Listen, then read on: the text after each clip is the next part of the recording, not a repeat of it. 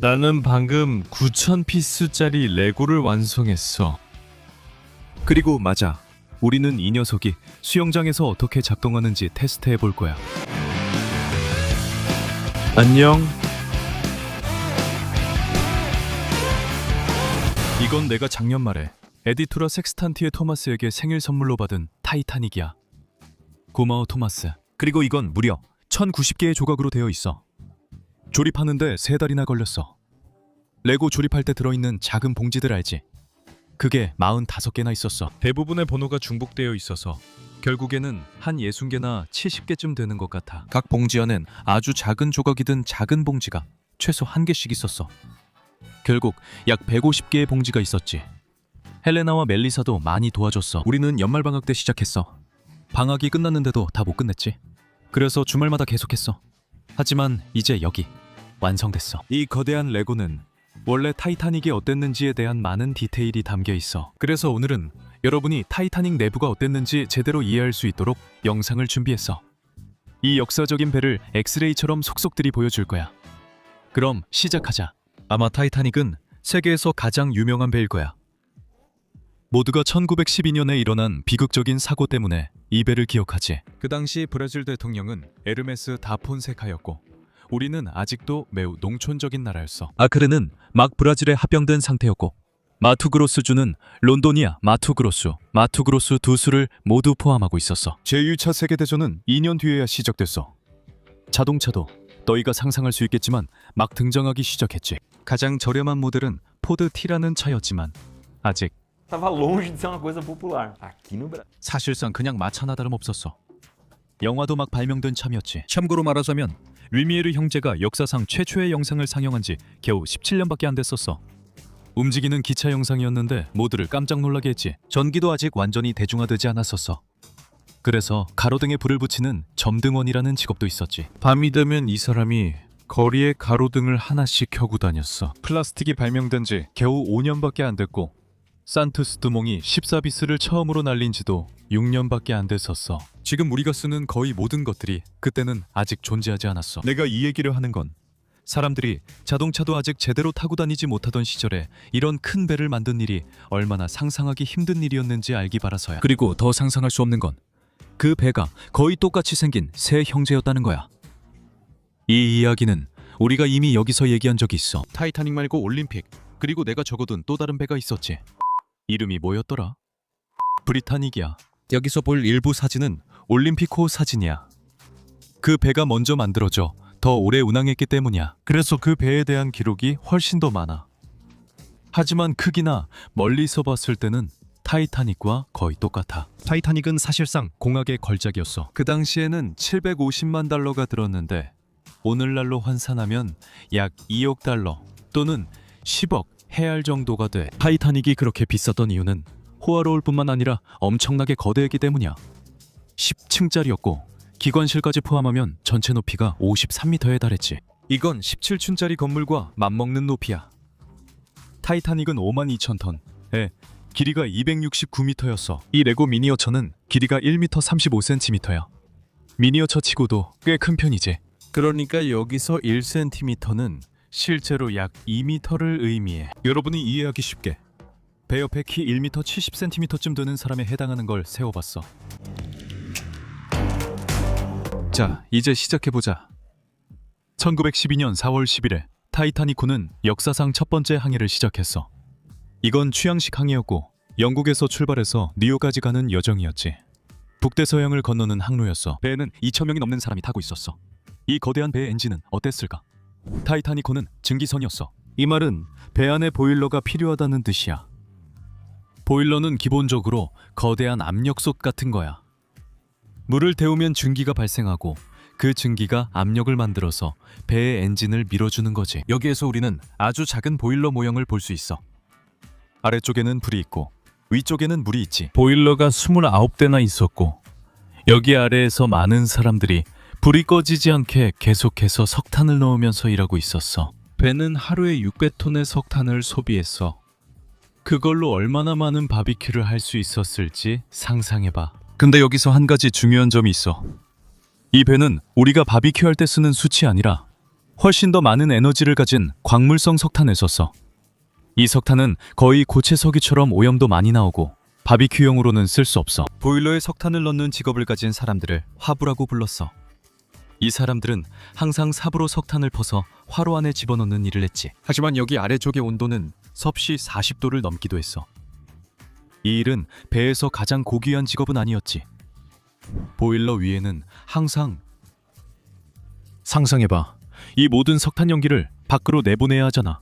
그리고 여기서 흥미로운 점이 하나 있어.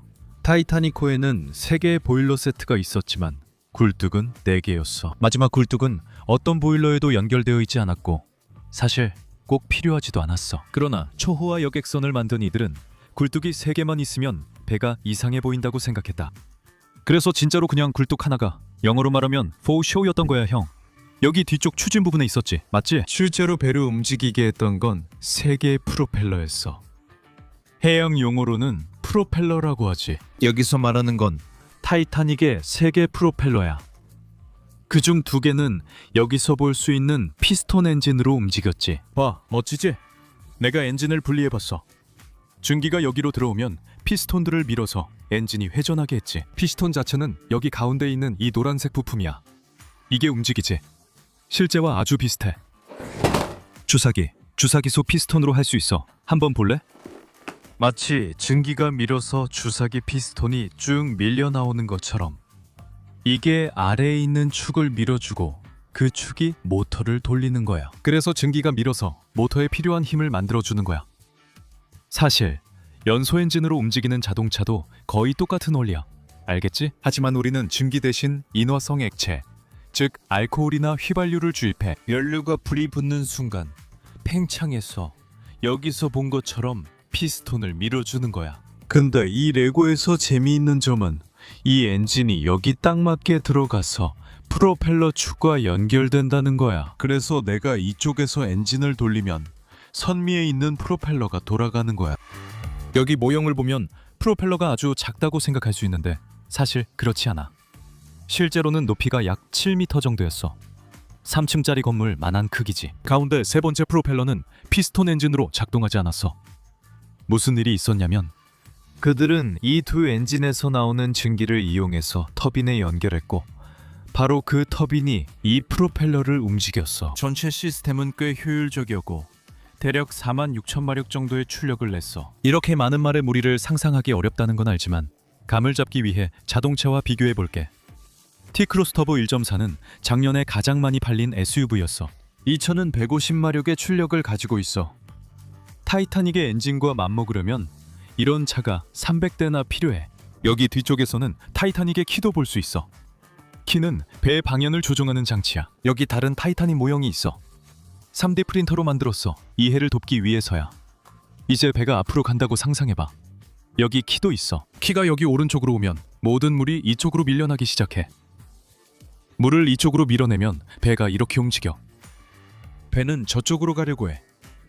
키 시스템의 어려움 중 하나는 특히 타이타닉처럼 큰 배에서는 저속에서 조종하기가 어렵다는 거야. 매뉴얼 도문도의 작은 요트에 있었을 때 바람이 약하면 조종을 잘못해도 배를 다시 올바르게 돌리기 정말 어려웠어. 배가 빨리 움직이지 않으면 키가 잘 말을 안 듣거든. 그리고 이게 바로 타이타닉이 곧 이야기할 사고에서 딩산을 피하기 어렵게 만든 요인 중 하나였을 수도 있어. 하지만 타이타닉은 그 시대 정말 현대적인 배였어. 타이타닉에는 발전기가 있었는데 110년 전만 해도 그건 정말 대단한 거였어. 그래서 만약 배 안에 물이 들어오면 그 물을 빼내는 펌프에 그 전기를 썼지. 그 전기는 엘리베이터, 환풍기, 그리고 무엇보다도 배에 있던 10,000개의 전구에 주로 사용됐어. 10,000개의 전구는 그 당시 많은 도시들보다도 더 많은 수였어. 타이타닉에 계급 구분이 있었다는 얘기는 들어봤지? 가장 저렴한 표인 3등석은 주로 이민자들, 즉 유럽을 떠나 미국이나 캐나다에서 더 나은 삶을 꿈꾸던 사람들이었어. 3등석의 미혼 남성들은 배의 앞부분, 즉 선수 쪽에 있었고 미혼 여성들과 가족들은 배의 뒷부분, 즉 선미 쪽에 있었어. 가장 저렴한 표였지만 타이타닉은 정말 고급스러운 배였어. 그래서 당시에는 타이타닉의 3등석이 다른 경쟁 선박의 2등석과 맞먹는 수준이라고들 했지. 그들은 도시에 사는 사람들보다 더 잘 자고 잘 먹었을 거야. 2등석은 중산층으로 여행할 여유가 있는 사람들이었어. 이들은 대체로 3등석 여성들과 가족들보다 약간 앞쪽에 있었지. 그리고 타이타닉에서 정말 유명했던 건 바로 1등석이었어.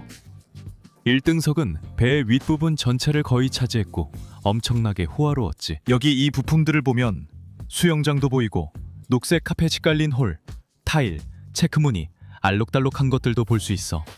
정말 아름다웠지. 배 구조는 여기서 볼 수 있는 색을 대략 따라가고 있어. 그러니까 빨간색 부분은 전부 기계장치, 배의 작동 부분이고 검은색 부분은 돈이 적은 계층, 그리고 흰색 부분은 창문이 있고 가로로 길게 이어진 베란다가 있는 곳인데 그게 바로 1등석이었어. 이 사람들이 배에서 어떤 생활을 했는지 알 수 있지.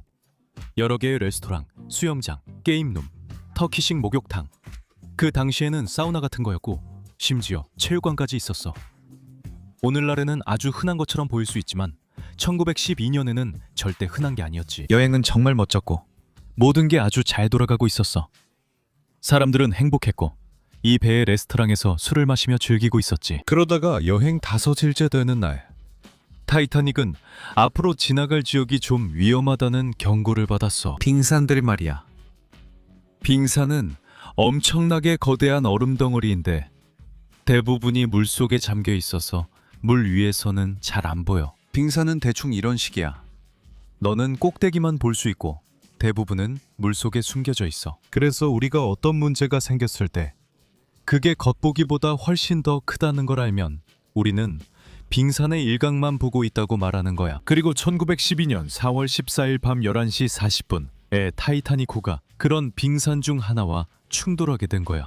여러분이 상상할 수 있도록 가장 가까운 육지는 캐나다의 한 섬이었는데 그 거리가 600km나 떨어져 있었어. 그리고 그때부터 상황이 완전히 악화됐지. 요즘 누가 저에게 타이타닉 선체는 강철로 아주 튼튼했잖아요? 라고 물었어요. 그리고 그 말이 맞아. 타이타닉의 선체는 대략 3cm 두께의 강철로 되어 있었어. 그런데 어떻게 강철이 얼음 덩어리를 버티지 못한 걸까? 얼음이 강철보다 약한데 강철이 얼음을 부숴야 하지 않아? 그래, 우리가 3cm 두께의 강철판이랑 집 냉장고에 있는 작은 얼음 조각을 생각하면 당연히 강철이 더 세지. 하지만 타이타닉보다 몇 배나 더 큰 빙산을 생각하면 그 강철판도 사실상 참치캔 뚜껑이나 다름없는 거야. 가장 아쉬운 점은 타이타닉이 빙산과 정면 충돌이 아니었다는 거야. 정면이었다면 결과가 달랐을 수도 있어. 실제로는 빙산이 선체 옆을 스치면서 옆면을 찍고 지나갔어. 이 배는 정말 잘 설계된 배였어. 그래서 이 배에는 여러 개의 구획이 따로따로 나뉘어 있었고 그 구획들은 방수 처리가 되어 있어서 물이 한 구획에서 다른 구획으로 절대 넘어갈 수 없었어. 만약 한 구획에 구멍이 나서 물이 들어와도 다른 구획들이 막아주기 때문에 문제가 없었지. 이 모든 게 아주 잘 작동했을 텐데 만약 여러 구획을 한 번에 관통하는 큰 틈이 생기지 않았다면 말이야. 그런데 물이 끝도 없이 들어오기 시작했지. 타이타닉호에는 물을 퍼내는 펌프가 있었고 그 물을 밖으로 내보내려고 했지만 펌프로는 감당이 안 됐어. 배가 한순간에 빠르게 가라앉은 건 아니었지. 사람들은 물을 퍼내려고 조직적으로 움직이기 시작했고 구조를 요청하고 그 지역에 있던 다른 배들에게도 도움을 청했어. 그 당시에도 배에는 이미 무선 라디오가 있었거든. 하지만 어느 순간부터는 더 이상 방법이 없었지. 배는 가라앉을 거였고 사람들을 구명보트에 태워야 했어. 타이타닉에는 위에 16개의 구명보트가 있었고 여기 옆에 작은 크레인과 함께 보트들이 보이지. 그리고 보관되어 있던 4개의 공기주입식 보트도 있었어. 하지만 이걸로는 모든 사람이 탈 수 있을 만큼 충분하지 않았어. 물론 이런 상황에서는 배의 윗부분에 머무는 사람들이 더 쉽게 나갈 수 있고 이미 보트 옆에 있으니까 훨씬 유리하지. 그래서 구명보트는 1, 2등석 승객들, 이 3등석보다 더 많이 탔어. 여기에 잔인한 디테일도 있어. 배가 빙산에 부딪혔다면 그 순간 바닷물 온도가 별로 좋지 않았을 거라고 상상할 수 있겠지. 엄청 차가웠어. 구명조끼를 입어도 어둠 속에서 겁에 질린 채 바다에 빠지면 사실상 생존이 거의 불가능했어. Água e ainda consegui sobreviver. 거의 모든 생존자들은 구명보트에 있었어. 사망자는 대략 1,500명 정도였고 생존자는 700명이었지. 거짓말이 아니라는 증거로 물에 빠졌는데도 살아남은 한 남자의 이야기가 있어.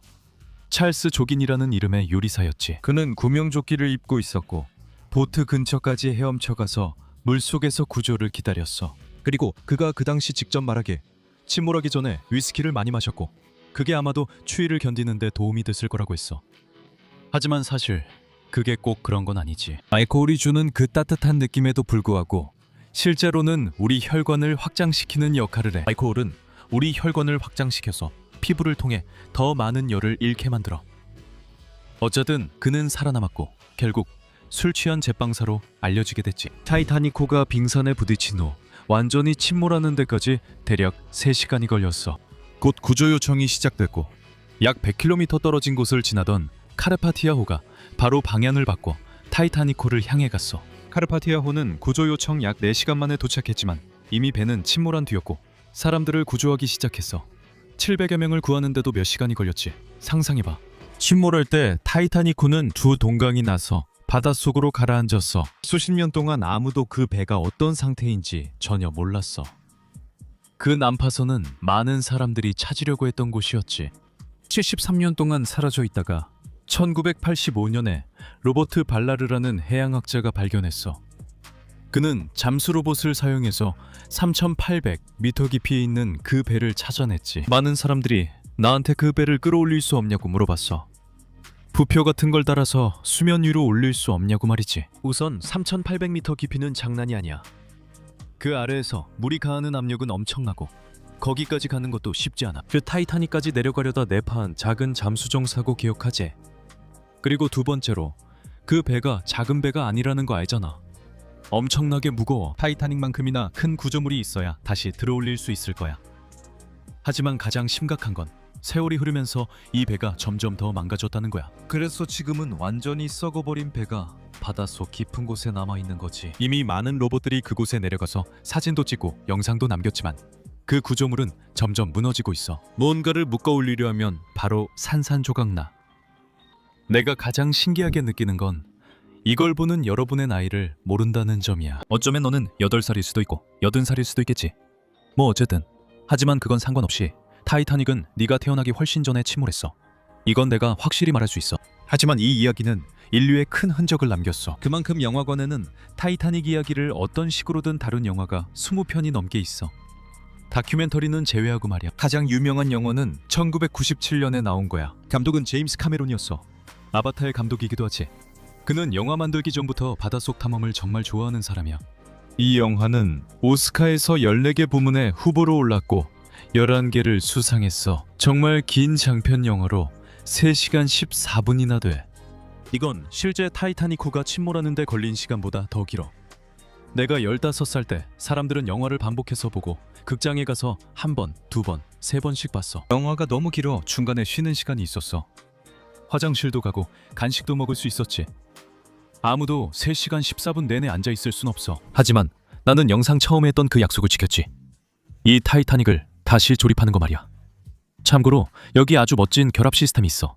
봐봐. 여기 이 끝부분들이 반대쪽에 있는 부분에 딱 맞게 끼워지고 그 다음에 이 부품을 전체에 걸쳐서 끼우면 두 부분이 하나로 합쳐져.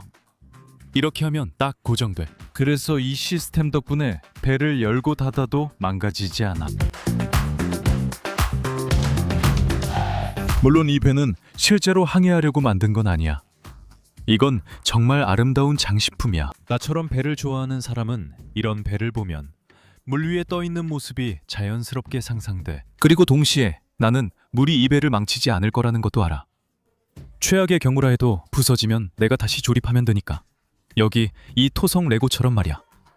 이건 내가 적어도 15번은 바닥에 떨어뜨려서 벌써 20만 번은 다시 조립한 것 같아. 한 번은 소로카바에서 강연 중 5,000명 앞에서 떨어뜨렸고 사람들이 조각을 모으는 걸 도왔어. 하지만 그 전에 이게 물에 뜨는지 계산해보고 싶었어. 어떤 물체가 물에 뜨려면 물보다 밀도가 낮아야 해. 즉, 차지하는 부피에 비해 질량이 더 적어야 한다는 거지. 그래서 첫 번째로 해야 할 일은 이 물건의 무게를 알아내는 거야. 그리고 이건 전혀 가볍지 않아. 영상으로 보면 한 2kg 정도로 보일 수도 있겠지만 2kg은 아니야. 내 생각엔 8kg쯤 될 것 같아. 저울에 올릴 수 없는 물건은 어떻게 무게를 잴 수 있을까? 이 저울은 10kg까지 견딜 수 있지만 배 중간을 저울에 올리면 배가 중간에서 벌어질 것 같아. 그래서 내 생각은 이래. 강아지처럼 똑같이 무게를 재보자. 기본적으로는 내가 여기 위에 올라가서 내 몸무게를 재는 거야. 지금 옷 다 입고 85.6kg이야. 그리고 내가 배를 들고 몸무게를 재보면 94.4kg이 나와. 그러면 8.8kg 차이가 나지. 진짜 무거운 장난감이야. 이제 부피를 계산해보자. 대략적으로 추정해야겠지. 왜냐하면 배의 형태가 매우 불규칙하거든. 길이는 1m 34cm, 폭은 15, 16cm야.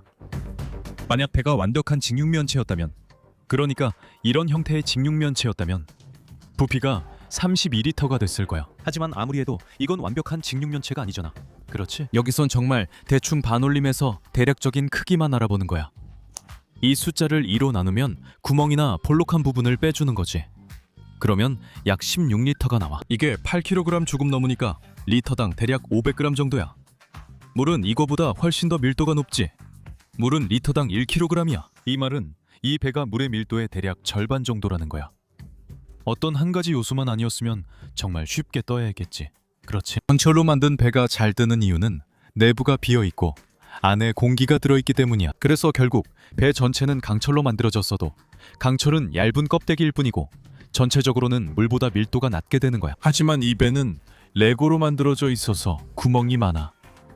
선체에 물이 들어올 수 있어. 물이 배 안으로 엄청나게 들어올 거야. 다른 사람들이 무슨 일이 일어날 것 같다고 생각하는지 한번 보자. 나는 이 배가 가라앉을 것 같아. 왜냐하면 구멍이 많아서 물이 들어올 수 있고 또 이 레고의 무게 분포가 어떻게 되어 있는지도 모르잖아. 원래 물에 띄우려고 만든 게 아니니까. 그래서 아마 배가 한쪽으로 더 기울 수도 있을 것 같아.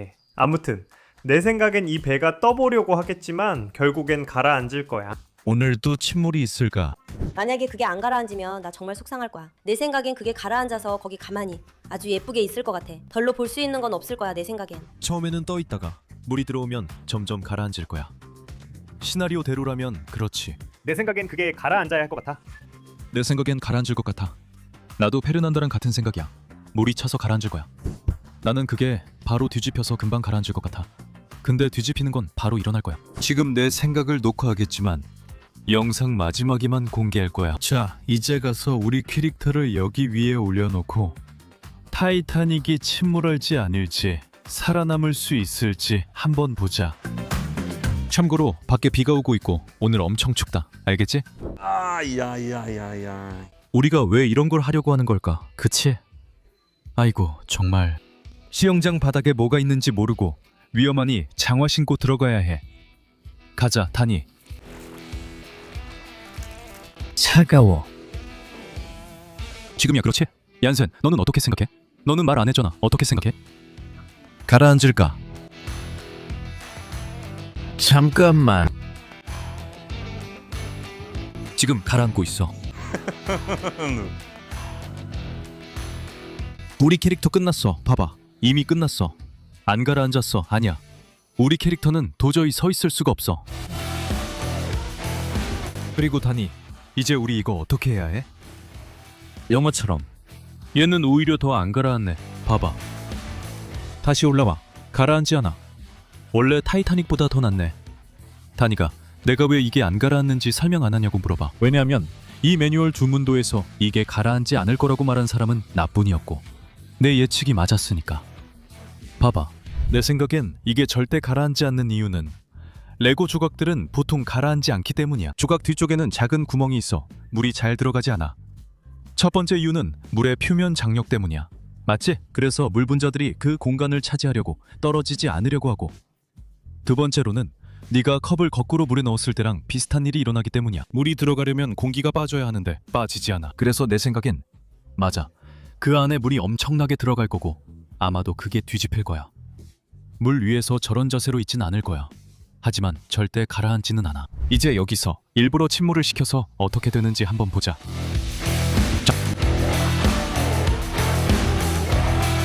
안 가라앉아. 돌아와. 잠깐, 여기 부품이 떨어져. 나는 부품이 떨어지길 바랐지만 가라앉아도 부품은 떨어지면 안 돼.